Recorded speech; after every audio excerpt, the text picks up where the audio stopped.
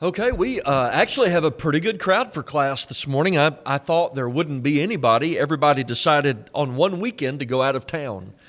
So we've got a large number of our congregation out today because of the holiday weekend and school ending. And so a lot of families are traveling this weekend. Some are camping in different places. But we're glad you're here, and we're glad that we've got a good number for Bible classes. And it looked like there were still a lot of kids in the hallways.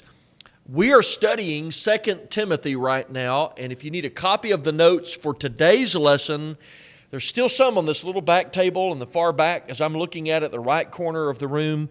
There is a copy of Lesson 6, which we're in right now, which gets us in chapter 2, verses 14 through 26, and then there is a fresh copy of the new notes for part 2 of that same section. And if you've read it, I said last week there's some real meat in there, and we're going to try to not speed through this section. We're going to take it in 2 different lessons, and today we're dealing with one thing. Next week we'll deal with the other thing that's in 2 Timothy chapter 2, verses 14 through 26. So turn your Bible to 2 Timothy chapter 2. 2 Timothy chapter 2.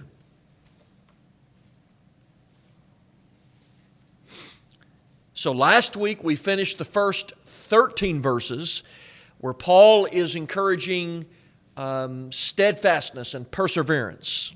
And you'll see a tie into that in just a moment.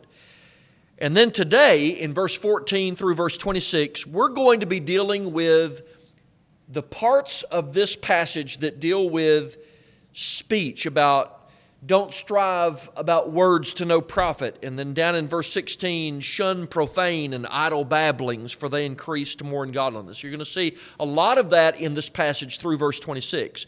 And then next week, we'll be taking a look at Hymenaeus and Philetus and some of the doctrines they were teaching about how the resurrection was already over with and what they were doing to the faith of some, and about what our reaction should be to false teaching, what we should do in the face of false teaching. But we're talking about words today. So I want to do this. I know that we're going to be reading some verses that don't really necessarily hit today's lesson, but I want to read verses 14 through 26. And then we'll go back, and we just have 2 main questions today for lesson number 6. So let's start in verse 14 of 2 Timothy chapter 2. And then we'll, as we like to do, we just do our discussion questions. We open it up for discussion, and then we have some comments to make about these sections. So verse 14. Remind them of these things. We'll talk about what that means in just a second. Charging them before the Lord not to strive about words to no profit, to the ruin of the hearers. Be diligent to present yourself approved to God, a worker who does not need to be ashamed, rightly dividing the word of truth. But shun profane and idle babblings, for they will increase to more ungodliness, and their message will spread like a cancer. Hymenaeus and Philetus are of this sort, who have strayed concerning the truth, saying that the resurrection is already past, and they overthrow the faith of some. Nevertheless, the solid foundation of God stands, having this seal: the Lord knows those who are His, and let everyone who names the name of Christ depart from iniquity. But in a great house there are not only vessels of gold and silver, but also of wood and clay, some for honor and some for dishonor. Therefore, if anyone cleanses himself from the latter, he will be a vessel for honor, sanctified and useful for the master, prepared for every good work. Flee also youthful lusts, but pursue righteousness, faith, love, peace with those who call on the Lord out of a pure heart. But avoid foolish and ignorant disputes, knowing that they generate strife. And a servant of the Lord must not quarrel, but be gentle to all, able to teach, patient, in humility, correcting those who are in opposition, if perhaps God will grant them repentance, so that they may know the truth, and that they may come to their senses and escape the snare of the devil, having been taken captive by him to do his will. Now, if you're reading and you kind of caught a glimpse just a moment ago, as I was saying, we're focusing on words today. There's a couple of sections where we get that. at the very beginning and the ending. So here's question number one in the notes that we've got available. Question number one, what does it mean to strive about words to no profit in verse 14? How do we identify the difference between needless debates and needful debates? What's the difference between the two? Paul mentions the ruin of the hearers. What are the individual and congregational effects of needless discussions? And then we also want to take into consideration verse 16 and then verse 23 through verse 26, because he's also talking about those. So what did you think about, if you sort of focused on those, what do you think about don't strive about words to no profit, shun profane and idle babblings, be not quarrelsome but be gentle? What do you pick up on all of those things? What do you get out of that? Philip?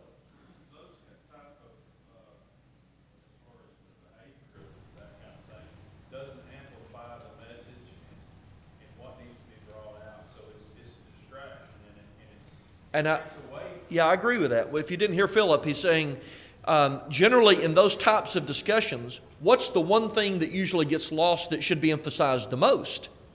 The message. The truth is getting lost in there, and then you end up with disputes about needless things, and people get in a tiff about it.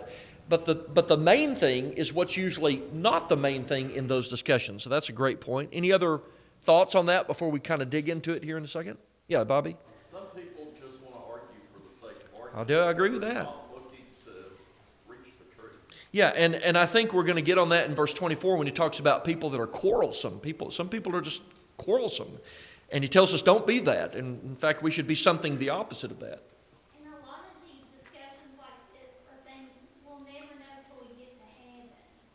Right. Like it's unknowable sometimes, Yes. but people want to argue their opinion. Yep. about it. And it takes away from, spreading the gospel, because here we are arguing over something that in reality has no effect on us. 100%. But the good thing is nobody's ever emotional about opinions, right? That's part of the problem, is that we emotionally invest ourselves in opinions, and even if there's no answer to just something that's a judgment matter, or where it's left in expediency or whatever it may be, we're pretty forceful sometimes with those judgment matters. So let's kind of dig in and take a look at where Paul is going in his letter, and then we'll try to make some application at the end. Did you have your hand up? Okay. All right, so let's start in verse 14. He begins and he says, remind them of these things. Do you think that's tied back to the previous discussion? And in the section that just preceded this, he was telling Timothy, he had all those illustrations about how a farmer has to be patient. And if you're a soldier, you train, but you know that you're going to have hardship. And if you're an athlete, you train, but you got to stay in and play by the rules. He had all those illustrations. Now he's saying, remind them of these things, which is going back to those statements about perseverance, about entrusting the truth to others who are going to stick with it and hold true to the end. But he tells them here in verse 14 to do it before the Lord, to charge them before the Lord. So what does that mean, to charge somebody before the Lord? Is that some kind of a unique, special setting, an atmosphere where the Lord personally appears and He's present and we charge somebody? How does that work exactly? Okay, when they preach the gospel. Do we do everything essentially? Is there a true sense in which we do everything before the Lord? And what does that mean, that we're before Him? He's watching. He's doing it. And when Timothy is charging these people that he's committing the gospel to preach the gospel, he's reminding them, you're doing it before the Lord. You're under the inspection of God as you do this. So it should bring out our best behavior, is what it should bring out. But he's telling them to do this, that we're always before the Lord constantly. So his first admonition is, do not strive about words with no profit. Now, we have seen this language already back in the first letter. Generally, on Sunday mornings, we like to go from New Testament, Old Testament. We go back and forth on textual classes. But before we went to the Old Testament, we were in 1 Timothy. So we saw that letter already. And in 1 Timothy chapter 6 and verse 4, he used that language about words with no profit and about useless words. We saw that. So historically, the idea would be fighting over the meaning of words with no answer to the meaning of those words. Now, here's our dilemma. We've got two options when it comes to exactly what they're fighting about here. There are some who believe that what's in mind here is Jewish, it's hard to say Jewish Gnostics, because Gnostics were mostly Greek, but the idea would be that they're imbibing these sort of Gnostic ideas about knowledge, and what they were doing is they were trying to take and justify their behavior by taking words that were well understood in Christianity and redefining those words in Christianity. And so there are some who believe that's what was happening here, that they were trying to basically obscure the meaning of well-known words in Christianity as a way of justifying their misbehavior. That could have been what was going on. It's either that, or this could be just the most generic idea here. This could be just generically a reference to the useless disputes that so often happen among God's people.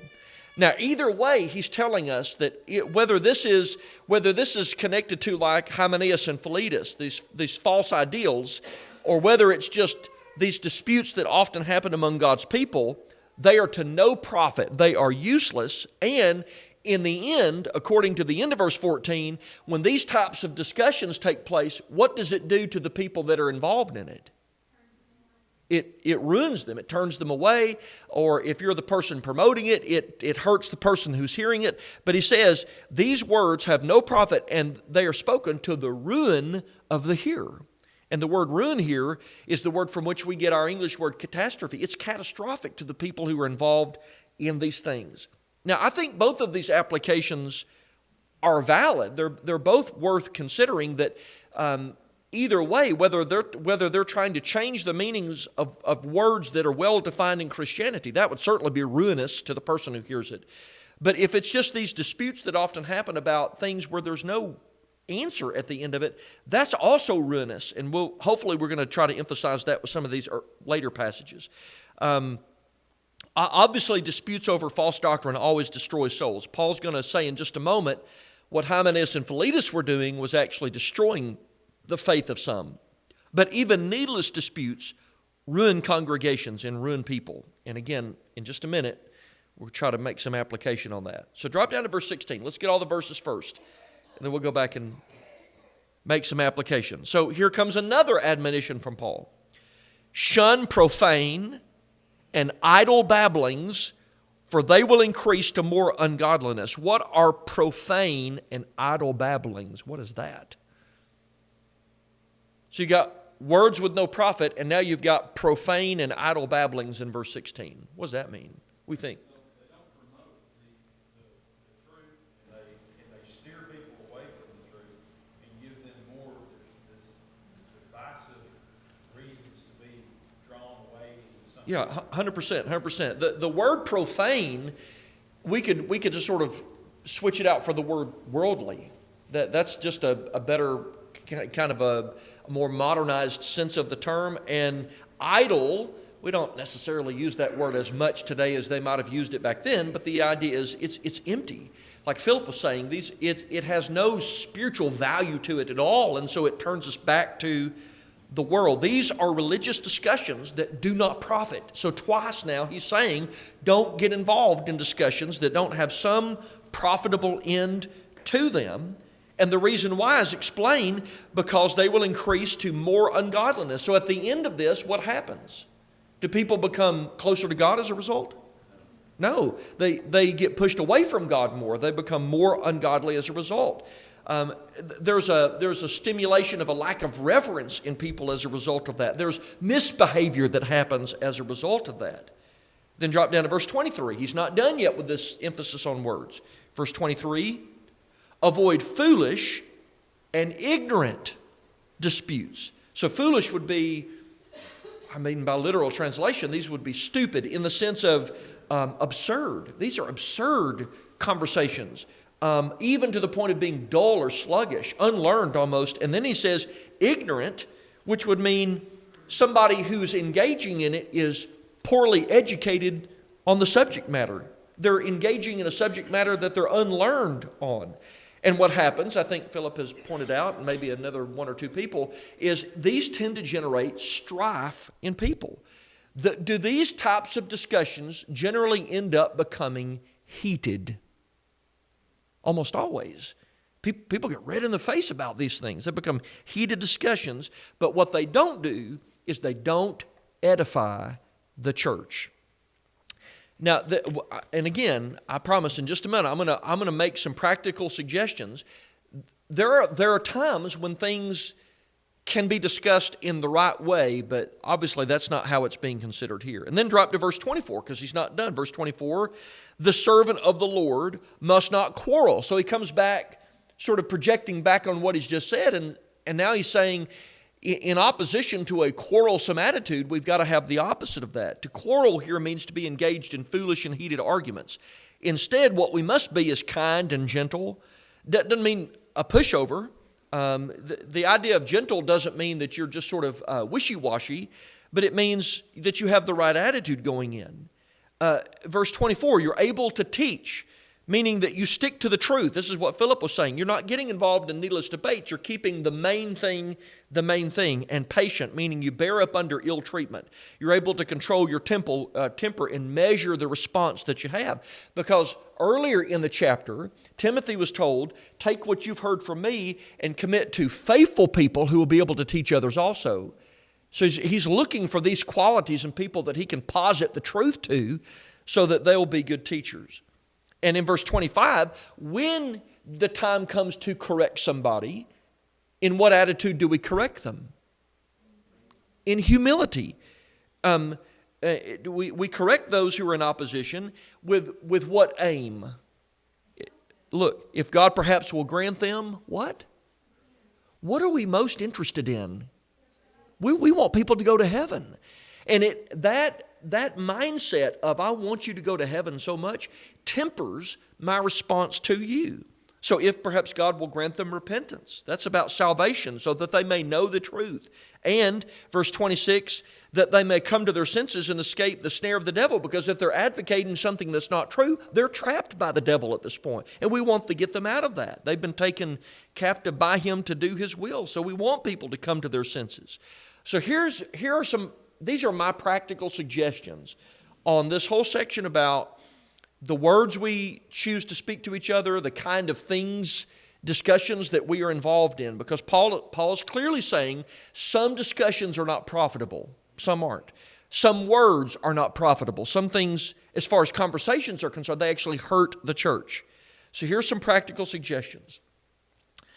My first one is this: avoid controversial subjects, and there's some caveats that come to that. So here's the caveats. Avoid controversial subjects with people that have not studied the subject matter. And that's what he says down in verse 23, avoid foolish and ignorant disputes. But that means avoiding that conversation with somebody that's not studied the subject. Why would you want to avoid a conversation on an already controversial subject with somebody who really hasn't invested study in that subject? It becomes driven by emotion and opinion. There's no founding behind it. There's no substance to the arguments. It just becomes very personal. It becomes very emotive at that point. And Paul is warning us to avoid those types of discussions because they are ruinous to the church. They do actually end up hurting the church. So avoid controversial subjects with people who haven't studied the subject matter. Or if you've not studied the subject matter, if somebody comes up and goes, I was studying 1 John, and there seems to be a verse that's not included in the originals, and you've never even thought twice about it, don't get involved in the discussion. You might need to say, well, let me go take a look at it, and I'll come back and study it with you. But you don't jump in, because then you become, like Philip said, you become emotional, and it becomes very personal. So don't study with people who have never studied it. Over the years, I've learned this. Do not involve yourself in controversial subjects with people who have agendas. That's a terrible thing to get involved in. Agendas are terrible, and it's never happened. But every first Sunday night of the month we do Q&A, and so we have a box in the back. And I've said at the very outset, years and years ago, I said I won't answer questions where there's clear agenda. Agenda is terrible. You don't want to honor agenda. So if somebody's pushing an agenda, and you'll usually know if somebody's doing that, don't get involved in that discussion. It needs to be suppressed. Then don't be involved in controversial subjects with anybody if there's no profit in the study. To what end are we discussing this? There are plenty of age-old debates in the church where people just bring them up and it's like a scab, and they pull the scab off and it starts bleeding, and they get involved in this big discussion, and you get to the end of it, and guess what? Nobody's changed their mind. Everybody's exactly where they were. They just hate each other even more than they did at the beginning. And so what's the value of these types of discussions? And then don't be involved in a controversial conversation on a controversial subject with somebody who's emotional already at the outset. If they're angry, if they seem upset about it, if they come to you and their face is flushed and they're like, but did you want to stay out of that conversation. And Paul is saying in verse 14 and verse 16 and verse 23 through verse 26, avoid those types of conversations. Now here's my second piece of advice. This is just from over the years, me figuring stuff out. Because, when you first start out, you figure it's your responsibility to answer every question and honor every conversation, and then you get yourself in a bunch of trouble, and over the years you learn it's probably better to not answer some questions and not be involved in every question. So here's my second thing. It is one thing to ask an innocent question. Do you think that's what Paul is condemning right here in 2 Timothy 2? Is he saying innocent questions should never be honored? That's not what he's saying. And when somebody comes to you and they have a legitimate question, that's a question you want to try to help someone find the answer to. That's not what's being considered here. So it's one thing to ask an innocent question in search of a truthful answer. That's one thing. But don't ask questions if you don't want to accept the answer or if you plan to argue against a preconceived idea. That'd be like me going to Steve, and I know that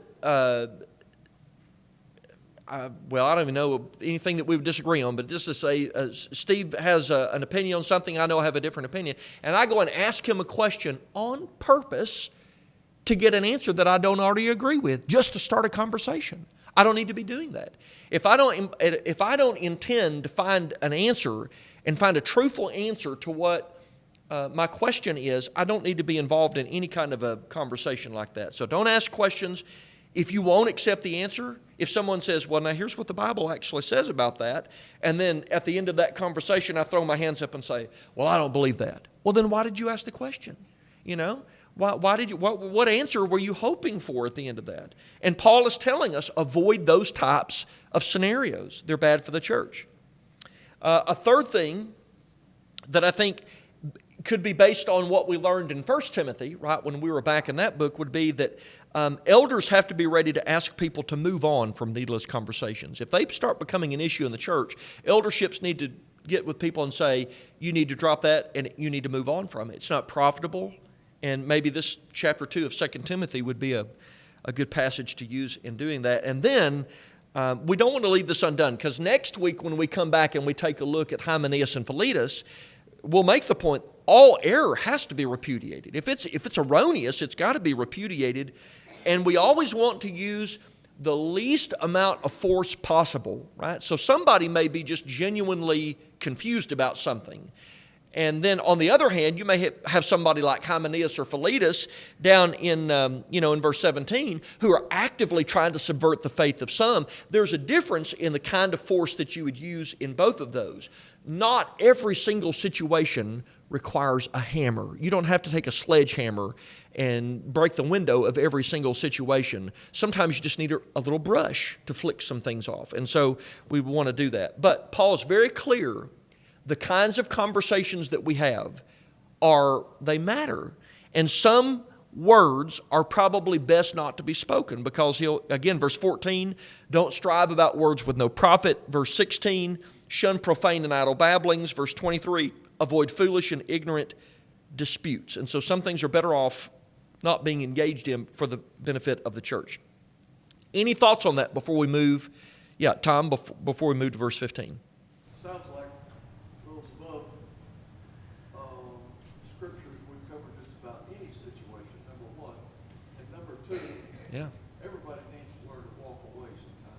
Yeah, I think all of us need to do that. I think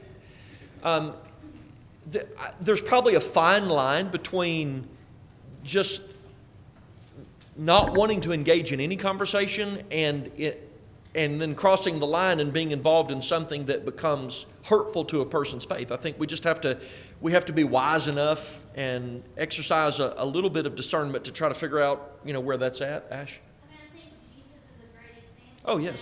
that. When he goes before Herod and, doesn't speak. Yeah, a great example. I mean, like Tom said, Jesus knew it doesn't matter what I say, he's not doing that. Yeah, so Jesus would be the ultimate example.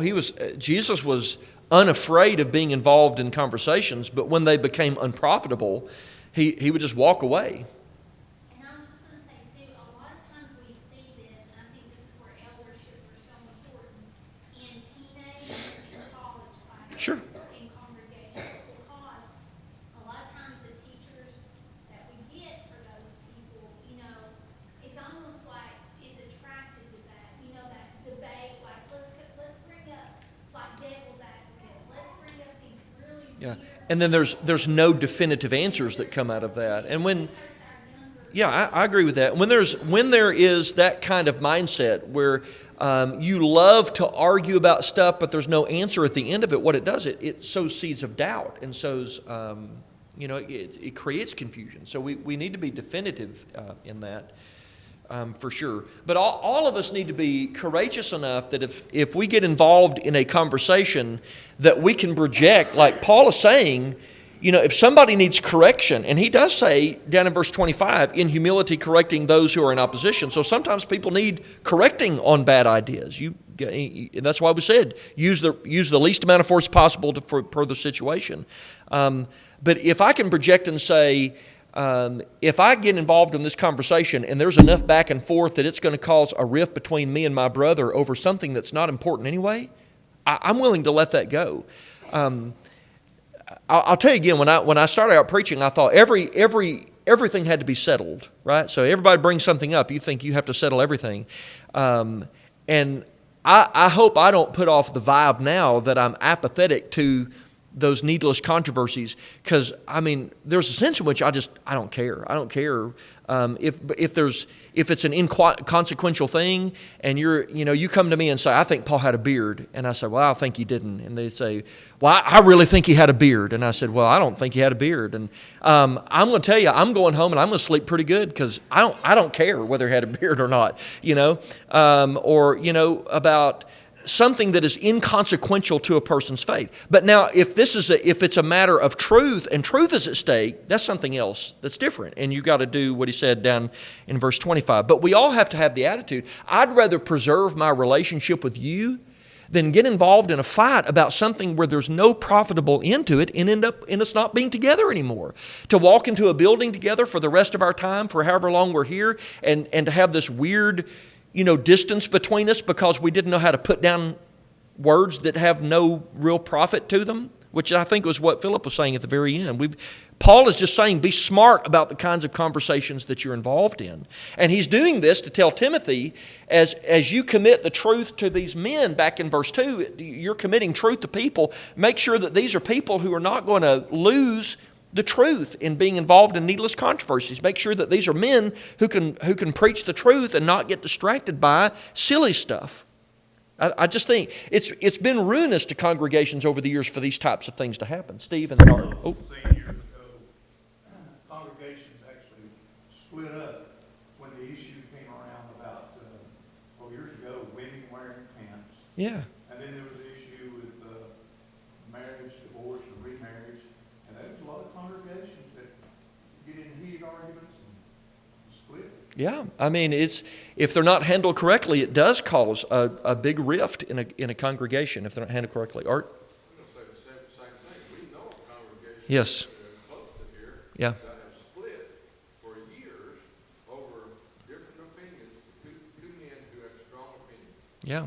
It's one thing, again, if you're talking about a legitimate doctrinal matter where the Bible's very clear and where duty has been violated or obligation has been set aside, that's one thing.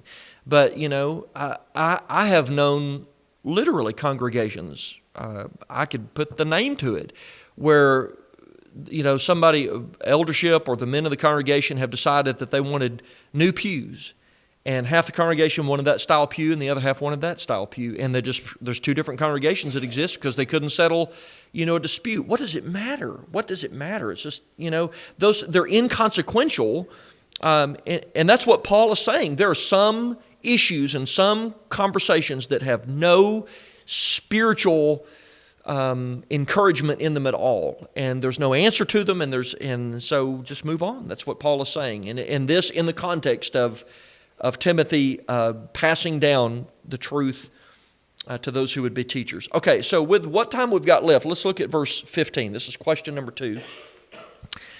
This has been, it's interesting, disputes about words, and here comes one right in verse 15 about what the proper translation of this would be. I'm reading New King James. Verse 15 says, "Be diligent to present yourself approved to God, a worker who does not need to be ashamed, rightly dividing the word of truth."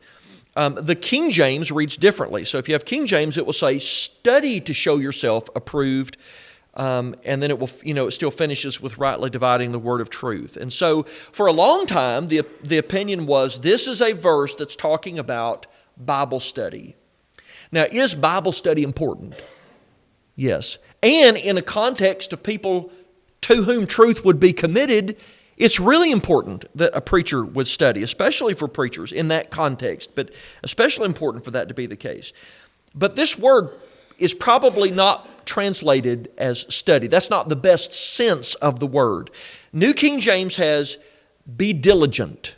Does anybody have anything other than that? What do you got, Dennis? Do your best. Okay, go to chapter 4. Look at chapter 4. Look at chapter 4. Look at verse 9 of chapter 4. He's got all these admonitions here. What do you have in verse 9 of chapter 4? Anybody have something? Be diligent. Anybody have something other than be diligent? What's King James have right there? All right, be diligent. It's the same word. It's the same word that's translated as study. What do you got? Make every effort. Okay, drop down to verse 21. Right at the beginning, what do you see? Give diligence, or I'm reading New King James, do your utmost. That's the same word that is translated be diligent in verse 15 that was translated a long time ago as study. It did not mean, even the old form of that word study did not mean Bible study, sitting down and reading Scripture. That's not what that word meant a long time ago. It meant to make your best effort, to give your best effort, to do your utmost, to be persistent, to give an earnest effort to do something. In the verses prior, Paul was encouraging Timothy to hang on, to persevere. Now he's telling him to give his all to that end. And here he's telling him in what he's to be persistent in. Be diligent, give your utmost to do what? To present yourself as an approved worker to God, a worker who does not need to be ashamed. The word workman or worker is used in the same sense. It's used kind of metaphorically here, but it's used in the sense that we would normally use that in. So if you get up tomorrow morning and you go to work, or maybe you're off because of Memorial Day, but you go Tuesday and you go in and you have a job to perform, you are either a good worker or you're a bad worker. And if you're a good worker, it's because you have good work ethic, you're producing good product. If you're a bad worker, it's because you have bad work ethic, you're not producing good product. And he tells Timothy, just like a worker, you need to be the kind of person who, at the end of the day, so to speak, you're not ashamed of what you've done for God. Be the kind of person that when you present yourself to God, you're giving your best. That's what he's telling Timothy to do right here. A good worker will never feel shame for the kind of work that he's done. Don't be ashamed when you put in the effort to do that. And at the end, his area of responsibility is to rightly divide the word of truth. Now, growing up, this is what I always heard. Rightly divide the word of truth means to know the difference between the Old Testament and the New Testament. I always heard that growing up. That's probably part of it. What does he mean here by that? I always said, when it says studying, I look at the end of that, it says rightly dividing. Well, how do you rightly divide unless you... It's implied. There's no question that to present yourself a workman, you've got to study. It's implied. But it's more than just study. But I think you're right about that, Kevin.